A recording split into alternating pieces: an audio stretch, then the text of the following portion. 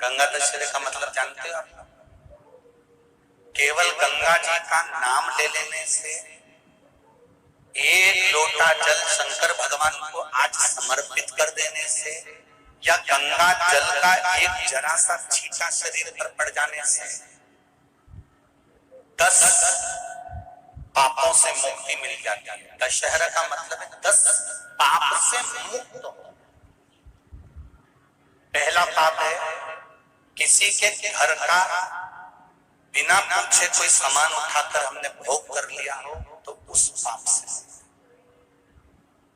गंगा दशहरे के 10 पाप से मुक्ति दिलाता है गंगा दशहरा।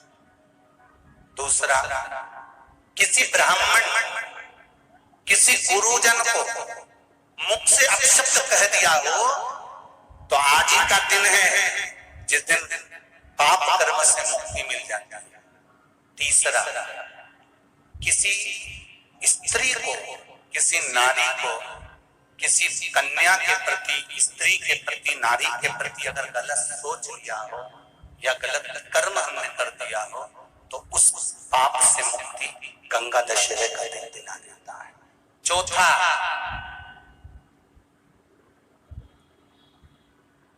रजो धर्म धारण करने वाली नारी, रजस्वला स्त्री के हाथ का बना हुआ अगर हमने भोजन ग्रहण कर लिया है, तो आज गंगा दशहरे का दिन ही ऐसा रहता है जिस दिन उस पाप से हमें मुक्ति मिलती है। पांचवा, किसी के यहाँ सूतक जानते हो या सावड़। सूतक का मतलब होता है किसी के यहाँ कोई मर गया और उसके यहाँ का तुमने भोजन या पानी ग्रहण कर लिया। सावड़ का मतलब होता है किसी के यहाँ बच्चा हुआ, तुम्हें मालूम नहीं था, उसके घर का 8 दिन का 10 दिन का तुमने भोजन या पानी ग्रहण कर लिया। सूतक या सावड़ का भोजन या अन्न पानी ग्रहण कर ले, तो 5वें नंबर का गंगा दशहरे का वर्णन करता है कि 5वां पाप, इस पाप से भी लोगों को मुक्ति मिल जाती है। 6ठे नंबर का वर्णन आया, किसी मंदिर की जगह पर या धर्म की जगह पर अपने अपना कब्जा कर लिया हो या धर्म की जगह को अपना बना लिया हो, तो उस पाप से मुक्त होने का एक साधन 6ठे नंबर का। 7वें नंबर का, झाड़ू लगाते समय, बुआरी लगाते समय छोटे छोटे जीव झाड़ू के नीचे मर जाते हैं, तो उसके पाप से मुक्ति गंगा दशहरे का दिन दिला जाता है। 8वें नंबर का, 8वें नंबर, जिस समय हम भोजन ग्रहण कर रहे हो और हमारे दरवाजे पर कोई व्यक्ति आकर बैठा हुआ है और हमने उसको भोजन का नहीं पूछा या उसका मुख झूठा ना कराया, तो उस दोष से वंचित हो जाए, उस दोष को समाप्त कर दे, तो गंगा दशहरे का। 9वें नंबर का, बेटी की शादी करी और बेटी की शादी करने पर बहुत सारा कन्यादान आया। उस कन्यादान में साड़ियां ज्यादा आ गई, सामान ज्यादा आ गया, मिक्सर 2 सेट आ गए, डिनर के 2 सेट आ गए, और मायके वालों ने 1 सेट अपने घर में रख लिया और उस मिक्सर में खूब सामान पीस के खाया, खूब निपटाया। बेटी के कन्यादान का सामान घर में रखकर उसका भोग करने पर जो पाप लगता है, 9वें नंबर का कहता है गंगा दशहरे का दिन उस पाप को धो देता है।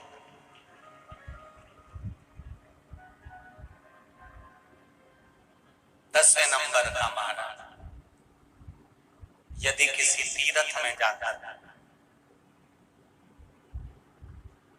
हमने कोई गलत काम करा होता है, तो गंगा दशहरे का ये आज का दिन हमारे पाप को वो धो देता है।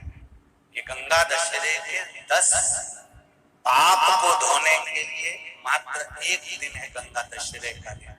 आज के दिन जो शिव जी को जल चढ़ाता है, शंकर भगवान कहते हैं भले उसने उसमें गंगा जल डाला नहीं डाला, पर मेरे ऊपर जब जल चढ़ाता है, शिव जी कह देते हैं आज के चढ़े हुए जल को मैं गंगा जल बना देता हूं।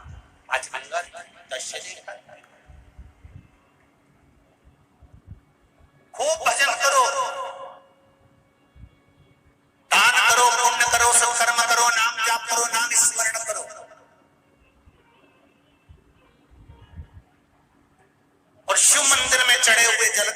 सा सिंचन जरूर करो। श्री शिवाय नमस्तुभ्यम हर हर ना बन महादेव। सके भगवान का भजन करो, नाम लो, कभी नाम लेने में मत थकना। दूसरा, विद्या अध्ययन में, पढ़ने में कभी मत थको,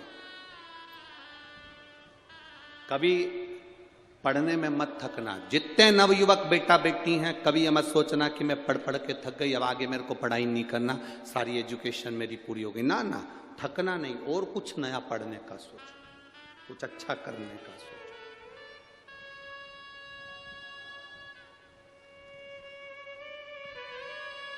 तीसरा, दान करने में कभी मत थकना। ये मत सोचना कि मैंने अपनी बहन बेटी को दे दिया था तो इनको नहीं दूंगी, उनको दे दिया, अभी राखी पे मैंने साड़ी दिलाई थी तो दूज पर नहीं दिलाऊंगी, अभी मेरे यहाँ शादी थी, मैंने मायरा भरा था तो मेरी जीजी अब की बार आएगी तो मैं साड़ी नहीं दूंगी, अभी तो मायरा भर के आई हूं, अब भी तो दे के आई हूं।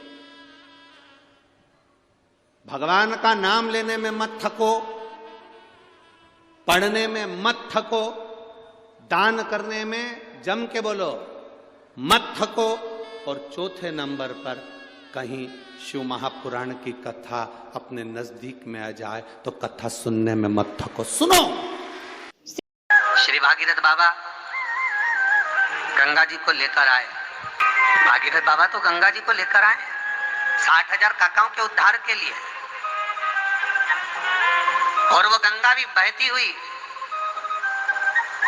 गौमुख से लेकर चलते चलते चलते चलते वो गंगा भी कलकत्ता तक जब पहुंची है, गंगा सागर तक जब पहुंची है, तो उसके घाट पर, उसके तट पर, गंगा महारानी के किनारे पर जितने जितने भक्त, जितने साधु, जितने सन्यासी, जितने साधक, जितने उपासक, जितने जीव रह रहे हैं, ये गंगा उनका कल्याण कर रही है।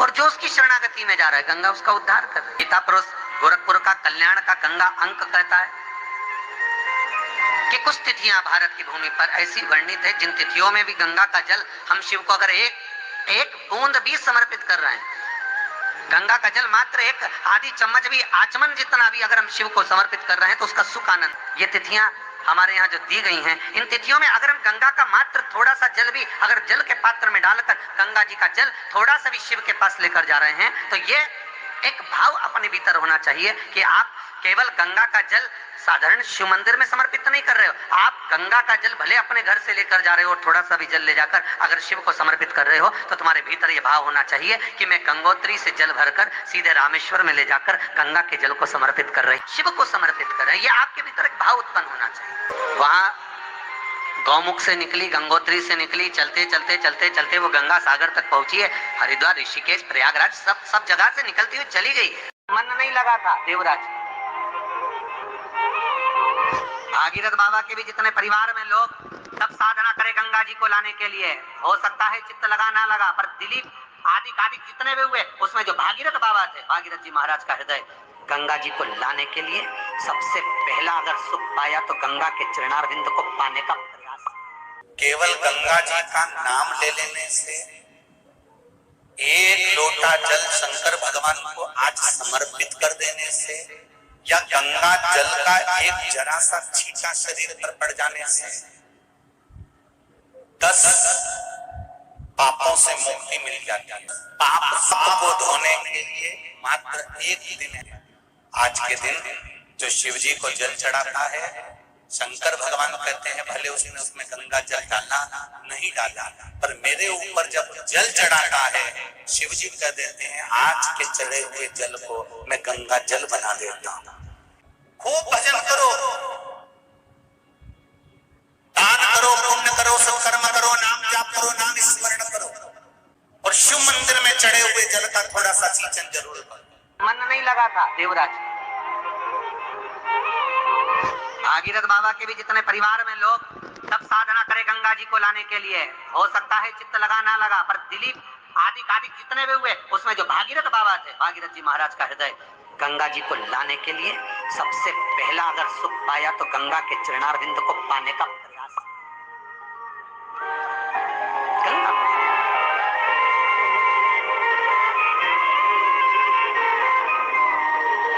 गंगोत्री से कुछ किलोमीटर किलोमीटर की दूरी पर गौमुख है, जहां से गंगा का जल निकलता है।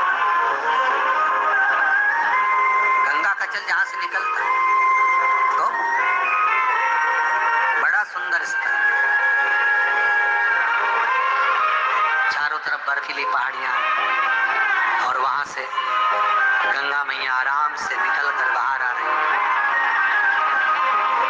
भागीरथ बाबा 60,000 काकाओं के उद्धार के लिए गंगा को जो लेकर आए, ये गंगा मैया सामने खड़ी होकर भागीरथ जी के बोल भी दी कि मैं आ जाऊंगी, पर दिक्कत ये कि मुझे संभालेगा कौन, ऊपर से आई नीचे चली गई तो मतलब क्या, ऊपर से आई नीचे चली गई उसका मतलब क्या है, उसका सार तत्व क्या है। बहुत ध्यान दीजिएगा महाराज, इसका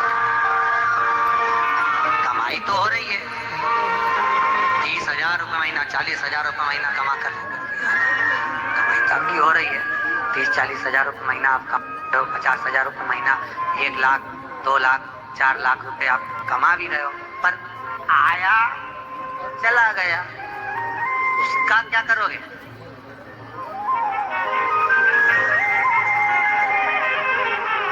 उसका करना क्या है। बहुत सुंदर संवाद है, ध्यान दीजिएगा। जिसके घर में कमाने वाले 2-4 हैं, पैसा तो आ रहा है और घर में टिक नहीं रहा, डॉक्टर में, पुलिस में, एक्सीडेंट आदि में, कहीं गलत जगह पर व्यसन में अगर पैसा जा रहा है, जुए में, मांसाहार, मदिरा पान, या कहीं आया पैसा आने में कमी नहीं, आ रहा है पर टिक नहीं रहा, रुक नहीं रहा, कोई मांगने आ गया दे दिया, फिर वहां से अपने पास नहीं आ रहा, अपन कह रहे हैं भैया हमारा पैसा लौटा दो, नहीं आ रहा। तो महाराज शिव महापुराण की कथा कहती है, एकादशी के दिन गंगा के जल में मात्र 7 बेलपत्री डालकर जो नंदीश्वर भगवान अर्थात जो शंकर जी के शिवलिंग के सामने नंदी होता है, उस नंदी के चरण पर गंगा का जल चढ़ाकर बेलपत्री शिव पर समर्पित कर देता है, उसके घर में रुपया रुकना चालू हो जाता है, फिर वो गलत जगह पर नहीं जाता, गलत स्थान पर वो धन जाएगा ही नहीं। बेटा अगर व्यसन में पड़ा हुआ है, मदिरा पान में पड़ा हुआ है, मांसाहार में, जुए आदि में जा रहा है, तुम्हें लग रहा है कि मेरा बेटा गलत मार्ग पर जा रहा है, ये मित्र दोस्ती गलत हो रही है, वो सही जगह पर है,